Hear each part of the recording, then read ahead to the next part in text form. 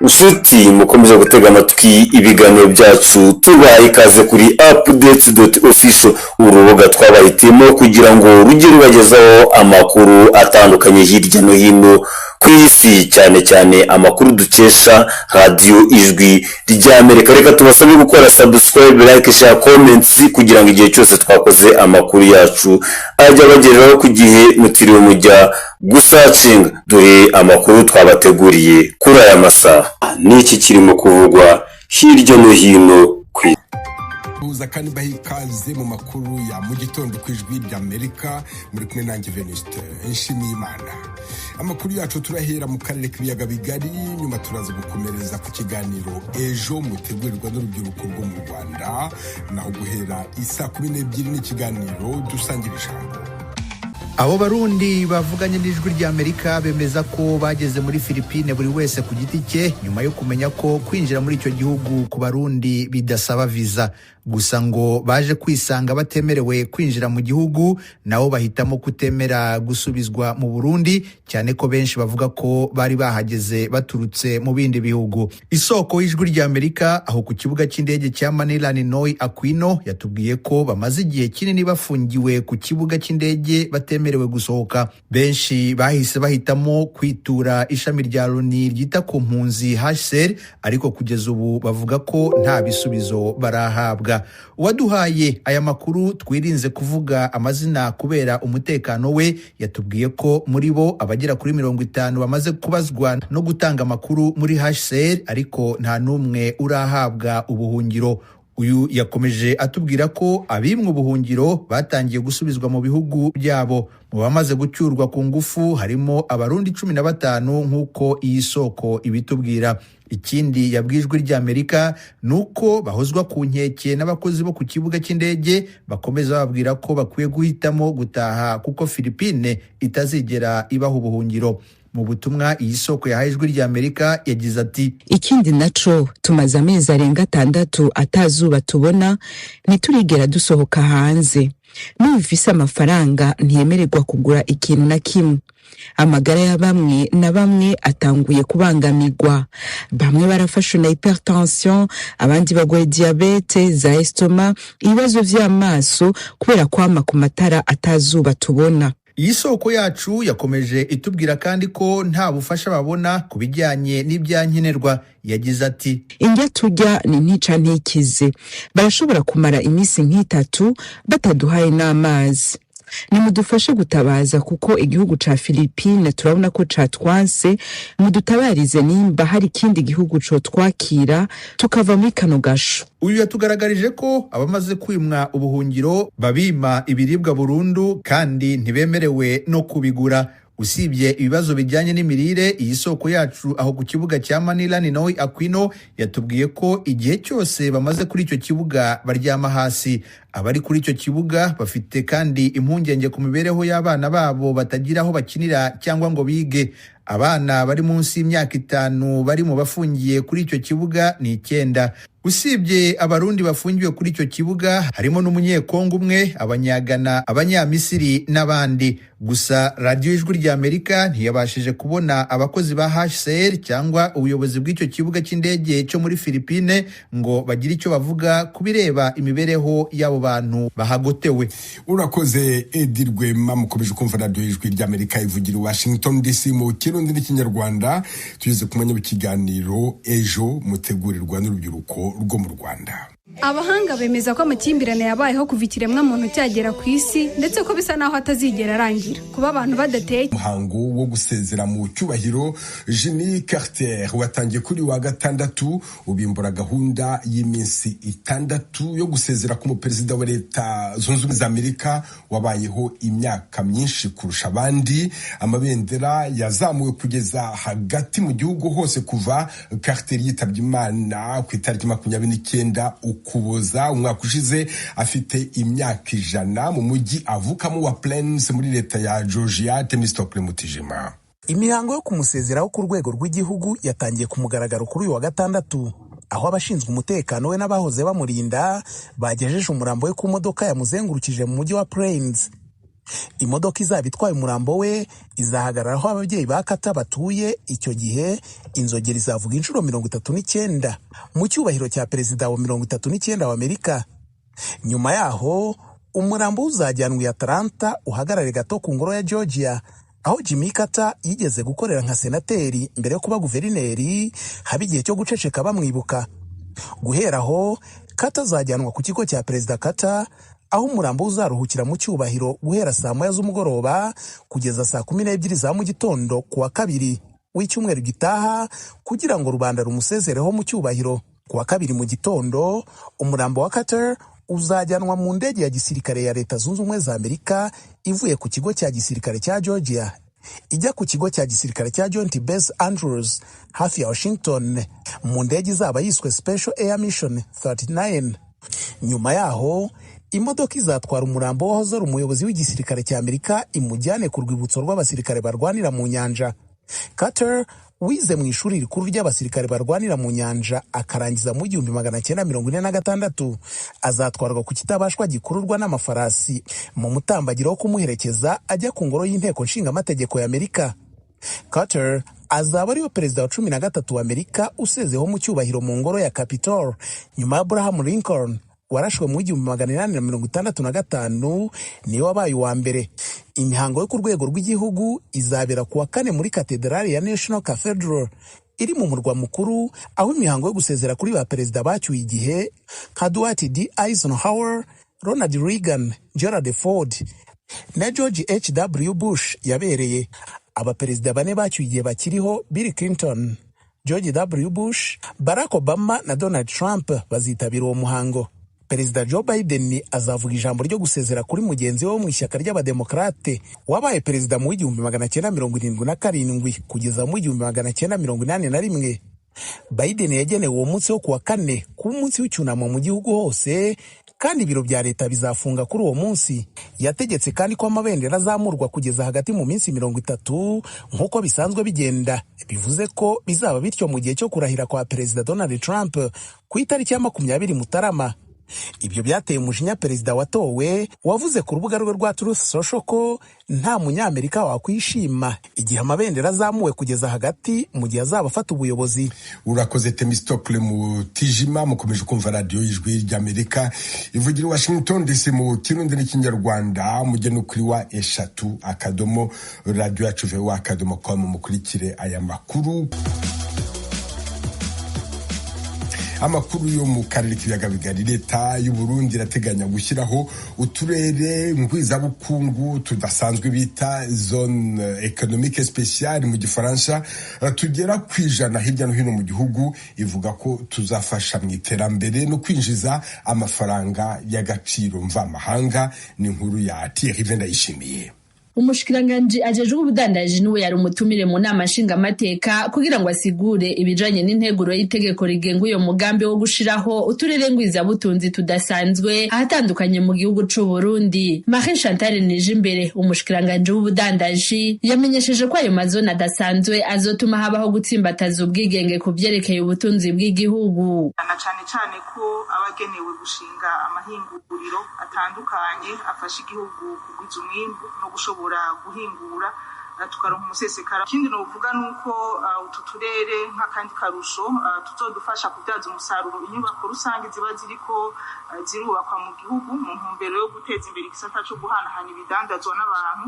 Aha novuga nk'ikivuko n'umugambi wo kubaka ibarabara ry'indarayi, amasoko ntanganguvu yose ariko arubakwa. Umushikiranganji Nijimbere yanamenyesheje ko muri iyo nteguro y'uwo mugambi hazokubakwa amahinguriro atandukanye hazotuma Burundi buronka ibyo bushorera hanze y'igihugu maze ibyo bwavana mu bindi bihugu bigabanuke. Kubera ko uturere zone économique spéciale turanagura amahinguriro yarahasanzwe mu gihe yifuza kuja muri statut ya zone économique spéciale kugira ngo agwize umwimbu, ndetse tukongera tukanavumbura na bishasha bishobora guhingurwa kugira bishoke mu masoko mpuzamakungu, canke tukavumbura ibindi bishobora guhabwa agaciro kugira ngo bishoke byongere kandi bigabanye umurindi w'ibyo tuza kugurira mu yandi masoko mpuzamakungu. Ku bijanye n'ishirwa mu bikorwa ry'uwo mugambi wo gushiraho uturere ngwizabutunzi tudasanzwe, abashinga amateka bagize amakenga ku muyaga nkuba muke urangwa mu Burundi uko bizotorerwa inyishirambye kugira ngo bashike ku ntumbero. Icegera ca kabiri c'umukuru w'inama nshinga amateka Abel Gashatsi yaciye asaba umushikiranganje ajejwe ubudandaji kuzoshirana cane cane ivyo bikorwa mu ntara za ruguru mu ntumbero yo kwiziteza imbere. Eske ngahe iwacu niko ndaraba ngo ubushobozi tuzoba turabufise turavye ibijanye na energy ngene vyifashe mwavuze ko bigiye gushirwamwo ingufu cane. Ni vyiza kandi muriko igihe muzaba muriko murashwazisaho mwozishira kumbure ivyo bijanye na energy n'ibindi bimaze gutunganywa ahubwo no kubijana hariya ruguru hariya kure hariya mu Cankuzo hari amatongo ari bihingurwa ari ama-industrie ajamwo ajeyo hama n'umwene gihugu wa ruguru n'abashiki. Ikindi abashinga amateka basabye ubushikiranganje bujejwe ubudandaji bufise mu nshingano ivyo bikorwa no gushira mu minwe y'abigenga uyo mugambi kuko ariho bizokwihutishwa gushirwa mu ngiro kuruta kurindira amafaranga ya leta. Umushinga amateka Olivier Suguru avuga ko bitabaye ivyo bishobora kumera nk'iyindi migambi yagiye yemezwa n'inama nshinga amateka ariko bikagorana gushirwa mu bikorwa. Mu karere ibihugu bimwe byose biramaze kugira amazone économique spéciale kandi bifise amazone ku mazone frontalière nibarekere initiative y'isecteur privé. Izone yamaze kuidentifier nimba ivyigwa bitarakorwa bikorwa amategeko faisabilité ntibaze kubiha za obuha canke baze kubiha abandi bantu ibarondere ini société ini firme internationale isanzwe izobereye mu vya zone économique spéciale expérience vyabaye twabibonye dusubire mu vyabaye ahubwo turondera abantu bishoboye kugira tuje baje hamwe na leta ba développer ini zone économique spéciale baze bakorana na secteur privé niho byo kuyihuza. Umushikiranganje Marie Chantal Nijimbere akaba yahaye umwizero abo bashinga amateka ku bibazo byose bashikirije birimwo no korohereza abanyamitahe bazoba bifuza kwinjira muri uyo mugambi munini leta y'u Burundi itegekanya wo gushiraho ibyo bibanza bidasanzwe bizoduza ubutunzi bw'igihugu muri rusangi. Uturere ngwiza butunzi tudasanzwe dushika kwijana nitwo umushikiranganje ajejwe ubudandaji yamenyesheje abashinga amateka ko ari two tumaze gutegekanywa gushirwa hirya no hino mu gihugu aho tuzofasha mu iterambere ry'igihugu no kuzana amafaranga y'agaciro mva makungu. Akarere kamwe k'akarorero akaba ariko gategekanywa kubakwa imbere y'utundi gusa nta numwe watangaje akariko. Ubushikiranganje bw'ubudandaji bwamenyesheje kandi abaserukira bene gihugu ishirwa mu ngiro y'uwo mugambi muri utwo turere ko bizotwara imyaka 5. Abashinga amateka bakaba baciye basaba ko byo kwihutishwa kuko mu myaka 5 haba hahindutse byinshi. Inama nshinga amateka ikaba yaciye yemeza iyo nteguro y'ibwirizwa rizogenga uturere ngwiza butunzi tudasanzwe mu Burundi. Thierry Ndayishimiye, Ijwi ry'Amerika, Kigali. Nongere ndabahe ikaze nshuti bakunzi b'Ijwi ry'Amerika. Umurwi utunganya amatora mu Burundi uheruka kuvana ku rutonde rw'abemerewe kuzokwitoza umushinga amateka Agathon Rwasa azi imbere mu batavuga rumwe n'ubutegetsi. Abakandida b'urunani Burundi bwa bose rurimwo imigambwe 3 itavuga rumwe n'ubutegetsi nabo nyene ntibari mu rutonde rw'abemerewe kuzokwitoza amatora abashinga amateka azoba mu kwezi kwa gatandatu ko muri uno mwaka wa 2025. Umurwi Seni uvuga ko urwo rutonde ruvanywe mu matora kubera rwariko abashinga amateka 3 mugambwe Sene utari muri rwo. Mu kiganiro nagiranye na Agathon Rwasa ari muri abo bashinga amateka yavuze ko ingingo ya Seni itigeze ibatangaza na gato, byasigure ko ari umukino wa politike wo gukumira atavuga rumwe na leta. Ntibyari kudutangaza iyo bemera nk'uko babyifuza. N'ikibazo ukuntu yashyizeho urabye n'abayigize urabona neza yuko ari nk'igikoresho gusa kibereye harya. Ikibabaje ni uko cyane cyane bavuga ngo bakurikiza amategeko mugabo amategeko batayerekwa na gatoya ari kwihonyanga gusa. Ibyo Seniriko irakora guhonyanga ibwirizwa shingiro gusa nta kindi, kuko urabye nk'ingingo ya 67 isaba umurundi wese kumva yuko ategerezwa kurwanya ikumira iyo ari ryo ryose. Ivyo navyo iyo ufasha abantu kubakumira mu matora witwaje ingingo zidafashe urumva ko ibwirizwa shingiro wamaze kubikunyanga. Bigaragara yuko bashaka amatora ya CNDD-FDD naho bacuditse gusa. Icyo kumenya nuko ngo turi ku rutonde rw'umugambwe CNL uwo mugambwe CNL murabizi yuko umushikiranganje w'intwara hagati mu gihugu ibikorwa yabihagaritse. Ibikorwa bya CNL rero twigeze dusubira gukora kuva icyo gihe gushika uno munsi. None ubu twita abasenere kandi n'ibikorwa byitwa ngo nyamushikiranganji we nyene yahagarikiye avuga ngo reka bahindura inzego z'umugambwe yazibiye akazana abasirikare abapolisi n'imbonerakure igihugu cose bagatangira abo bantu bari bakwizuza uburenganzira bwo kuja muri iyo nama. None ga Honorable Agathon Rwasa, mwebwe kuri urwo rutonde rwa Burundi bwa bose ko muvuga muti ntimwariyo nka senere mwarimwo nkande nk'uwigenga ubwo niyo twagiyemo nk'abarundi hama urugiyemo nk'abarundi kuko ibwirizwa rigenga imigambwe avuga iri mvuga n'iryari umuntu yinjira mu mugambwe n'iryari ava mu mugambwe ni bangahe batowe muri 2020 bagumye bari mu manama y'amatora y'amakomine bamaze kwinjira muri senderi ibyo byoko batavyibuka twebwe twagiyemo nk'abarundi ko runani rw'abarundi tumbire gushayura Uburundi nta mugambwe senderi wagiye mu runani mugambwe senderi nk'uko bawuzi uri hariya twebwe ibikorwa byacu nk'abasenere twebwe duhagaritsemo kuva muri 2023 ndetse n'uburenganzira bwo kuja hariho hose. Uwo murwiseni haraho uvuga ati twebwe twavyanse kubera ko ingingo y'112 bw'izwa rigenga amatora n'iyindwi rigenga imigambwe iravuga ko umuntu aja mu runani aba ari muri urwo imigambwe mu runani. Iyo migambwe nayo ni CNDD, CODEBU na FEDES. Iyo migambwe yose nta na hamwe murimwo. Ntawe hava avuga ati bafatiye ivyo bitwaje oja kubibaza bene urunani barurongoye ndoza kubibaza abanywanyi b'urunani.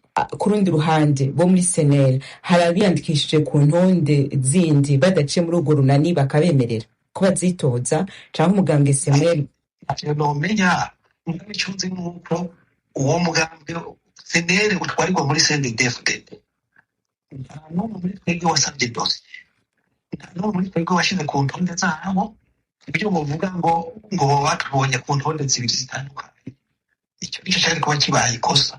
Rero uwo mugambwe batwitirira anahamwe kuri mu ntonde zawo n'ubuswaganye nk'ubundi.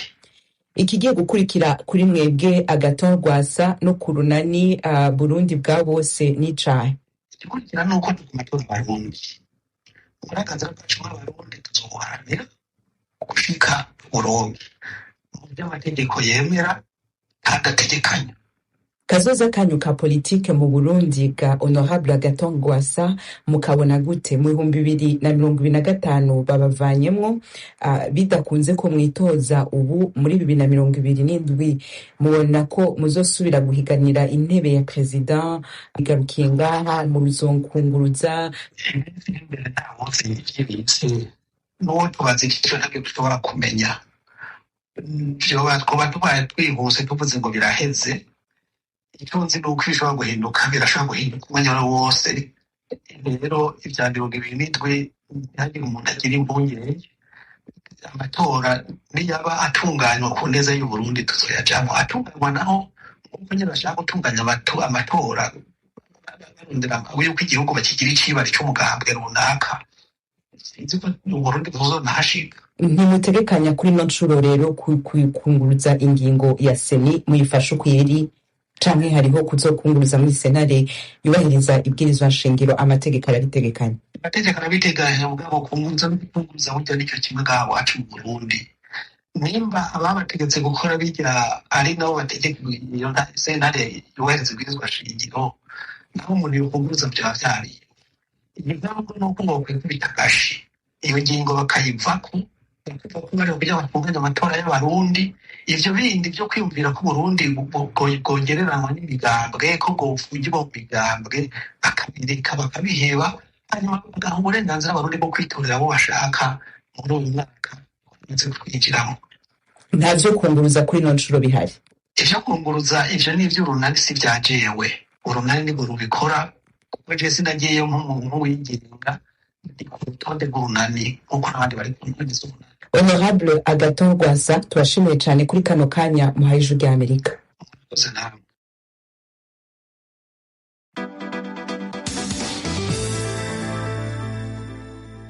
ijwi rya Amerika Washington DC mu Kirundi no mu Kinyarwanda. Turabandanya n'ikiganiro iwanyu mu ntara. Amezi abiri araheze Uburundi na Repubulika ya Demokarasi ya Kongo bisinye amasezerano yo kuvanako amakori ku bicuruzwa 66 hagati y'ivyo bihugu bibiri. Kugera ino saha y'amara iyo ngingo ntiratangura kuja mu ngiro. Abakora urudandazwa ruto ruto rwambukiranira imbibe bagasaba ko imvugo yojana n'ingingo. Ni inkuru y'umenyesha makuru w'ijwi rya Amerika Vedaste Ngabo. Bamwe mu bacuruzi barimo abarundi n'abakongomani bavana ibicuruzwa birimo iva mu mirima ndetse no ku matungo mu Burundi bakabijyana mu mujyi wa Uvira banyuze ku mupaka wa Kavimvira bemeza yuko bakibisorera amafaranga. Ibi bavuga yuko binyuranyijwe n'amasezerano yasinywe hagati y'ibihugu byombi binyuze kuri ba ministre babyo b'ubucuruzi aribo Julien Paluku wa Kongo na Nijimbere Chantal w'u Burundi tariki ya 30 z'ukwezi kwa 10. Aya masezerano ategeka gukuraho imisoro n'amahoro ku bidandazwa 66 by'imbugwa mu bihugu byombi. Ayo masezerano avuga ko ibyo bikwiriye gushyirwa mu bikorwa nyuma yaho amaze gusinyirwa. Turi nabo na Mponga atwara kwikinga ibicuruzwa birimo ibifungurwa n'ibinyobwa birimo imboga, imbuto, ibishimbo, amata ndetse n'amazi. Avuga yuko bakomeje kwaka imisoro. Ujya musi barapfa kuvuga gusa ariko mubahaye umugongo rero bacyatangura kandi kurihisha. Gadisuza bijya bose bijya busuruzi bijya buto sanga n'ibitoke n'udutunguru cyo abantu bazana ku mutwe hanyuma rero baca bagufata hariya muzana amahera. Tubabari yuko ibi byose bamaze kubikura ko baca bavuga bijya baravuga nibiwabo ariko rero twasaba nyene kandi kubajya bagumwe badufasha. Bagumwe bagira rero isuivi bazi barabe hanyuma barabe ku bintu biguma bitembera. Byo bavuga bajya abashefu ndibaguma babikurikiza. Baguma mumaze kubivuga hanyuma rero mubahaye umugongo bacatangura kandi kudufata. Byo tufite uburyo budandaza buto buto. Abacuruzi bato bato bakora ubucuruzi bwambukiranya imipaka hagati y'ibihugu byombi bavuga yuko usibye muri Kongo basoreshwa no ku ruhande rw'u Burundi hari amafaranga basabwa. Mu Burundi mukugira tujabuke usanze zamugiza hari gihe ujabuka atacu tanze aragucira ngo zana ibihumbi 200 ufise nk'utunyene dutomate canke udutunguru. Aha mu Burundi baratusaba 2000 francs. Ahandi 2000 francs. Abacuruzi basaba ko ku mupaka bagatumba na Kavimvira hamani ku rutonde rw'ibicuruzwa bemerewe gutambutsa badasuze n'ibyo batemerewe. Aba ni bamwe twahuye bafite amazi n'inyanya ku mupaka wa Kavimvira. Tuza tutinye turajugumira tu example nzanye ibiro 50 by'ibiharage moranza njugumiye nta mahoro mfise saba yuko wadushirira orosa ngaho tukamenya ibiro 200 nushora kubiriha cyangwa ibiro 100 nushora kubiriha tugende tubizi ibyo tuje gukora kubera tuzanye n'ibyo ashara nzogira ingorane. Usibye iki kibazo cyo kwaka imisoro abaturage bafite bavuga kandi ko birukanwa naho bari basanzwe bakorera hafi y'umupaka.